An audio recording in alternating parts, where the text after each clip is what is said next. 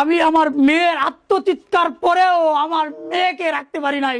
এই দিনে দুপুরে দরজা ভাঙ্গা, তালা ভাঙ্গা, গেট ভাঙ্গা, সমস্ত কিছু ভাঙ্গা, গলার মাঝে অস্ত্র ঠেকিয়ে এই মেয়েকে অপহরণ করা হয়েছে, তুলে নেওয়া হয়েছে। আমরা তার সুষ্ঠু বিচার চাই। মেয়েটা পর্দা করে মাদ্রাসায় পড়ে, বয়স মাত্র 15 বছর 4 মাস, নাবালিকা, সে এখনো সাবালিকা হয় নাই।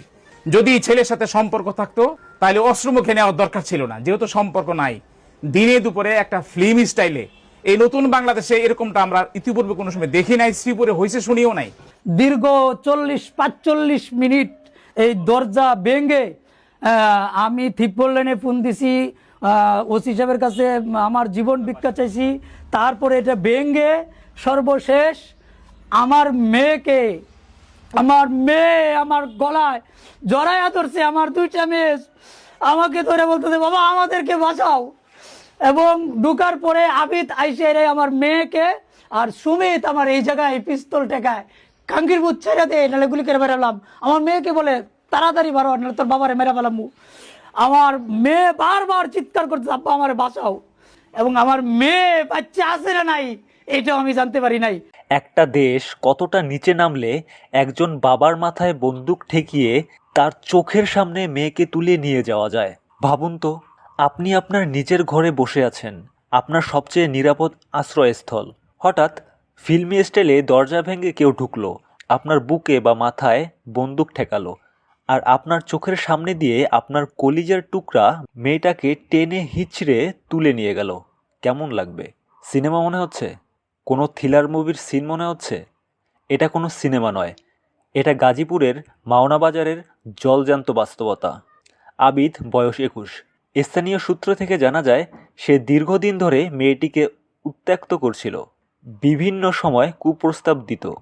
পরিবার থেকে একাধিকবার নিষেধ করা সত্ত্বেও সে তা না মেনে শেষ পর্যন্ত অপহরণের হুমকিও দেয়। এখন প্রশ্ন হলো, আবিদকে? খবরে বলা হচ্ছে এক নেতার ছেলে। এই 3টা শব্দ আবার পড়ুন, এক নেতার ছেলে।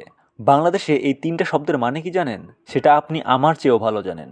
এই 3টা শব্দের মধ্যে লুকিয়ে আছে কেন পুলিশ নড়ে না, কেন মামলা ঘুমিয়ে পড়ে, কেন 48 ঘন্টা পরেও মেয়ে উদ্ধার হয় না। ক্ষমতার ছায়া মাথায় থাকলে এই দেশে যা খুশি করা যায়। শুক্রবার বিকালে ইমামের মেয়েকে দ্রুত উদ্ধারের দাবিতে আলেম ওলামাদের বিভিন্ন সংগঠনের নেতাকর্মীরা শ্রীপুর উপজেলা নির্বাহী কর্মকর্তার কার্যালয়ের সামনে প্রতিবাদ সভা করেছেন। প্রতিবাদ সভা হচ্ছে ভালো কথা।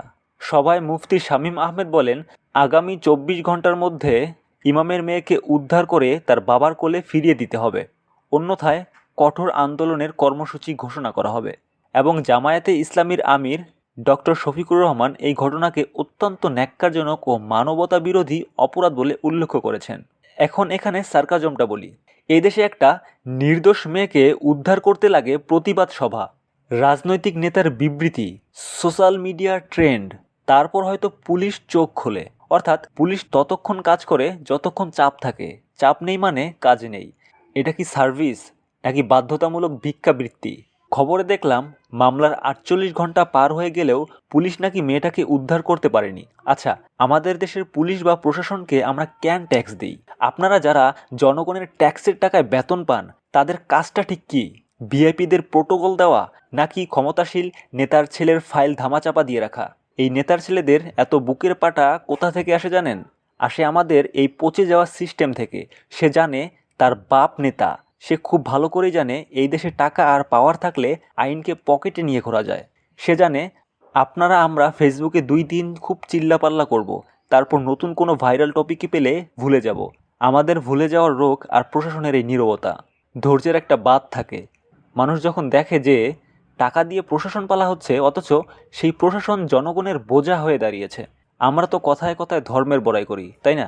রাসূল সাল্লাল্লাহু আলাইহি সাল্লাম স্পষ্টভাবে বলে গেছেন, তোমাদের কেউ যদি কোনো অন্যায় হতে দেখে সে যেন তা হাত দিয়ে প্রতিরোধ করে। বুঝতেছেন বিষয়টা? হাত দিয়ে প্রতিরোধ করে। হাত দিয়ে না পারলেও মুখ দিয়ে, তাও না পারলে অন্তত অন্তর দিয়ে ঘৃণা করে, যা ইমানের দুর্বলতার সর্বনিম্ন স্তর। গাজীপুরের ওই মুহূর্তে আশেপাশে যারা ছিলেন তারা কি হাত দিয়ে তো দূরে কথা, মুখ দিয়েও একটা শব্দ করেছিলেন? আমরা তো ভাই ইমানের ওই দুর্বলতম স্তরটা তো টিকতে পারছি না।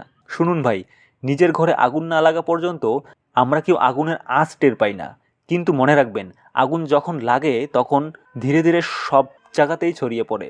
সে আপনাকে এবং আমাকে চিনবে না। আজ হাদিউল ইসলামের দরজায় লাথি পড়ছে, কাল যে আপনার আমার দরজায় পড়বে না তার গ্যারান্টি কে দিয়েছে? ফারিয়াকে অবিলম্বে উদ্ধার করতে হবে, আর ওই নেতার ছেলেকে এমন শাস্তি নিশ্চিত করতে হবে যেন ভবিষ্যতে কেউ কোনো মেয়ের দিকে চোখ তুলে তাকাতেও হাজারবার ভাবে। আর প্রশাসন যদি এটা করতে ব্যর্থ হয়, তবে মনে রাখবেন, বিচার যখন আদালত আর প্রশাসন করতে ব্যর্থ হয়, তখন বিচার রাস্তা থেকে শুরু হয়, আর সাধারণ মানুষের সেই বিচার অনেক ভয়াবহ হয়। শেষ করার আগে একটা কথাই বলবো, সন্ত্রাসী সেই আবিদের চেয়ে বেশি দায়ী আমাদের এই বিচার ব্যবস্থা, যেটা আবিদের মতো মানুষদের বারবার সাহস যোগায়, বারবার তাদেরকে বাঁচিয়ে দেয়। অন্যায় টিকে থাকে দুই কারণে: এক, যে করে সে নির্ভয়ে করে; দুই, যে দেখে সে চুপ থাকে। আপনি যদি চুপ থাকেন, প্রতিবাদ না করেন, তাহলে পরের শিকার আপনি বা আপনার পরিচিত কেউ হতে পারে। ফারিয়ার জন্য বিচার চাই। তার বাবার চোখের জল মুছে দেওয়া এই রাষ্ট্রের দায়িত্ব, আর সেই দায়িত্ব পালন না হলে মনে রাখবেন, যেই রাষ্ট্র নাগরিককে রক্ষা করতে পারে না, সেই নাগরিক একদিন এই রাষ্ট্রের বিচার ব্যবস্থাকে ছুঁড়ে ফেলবে।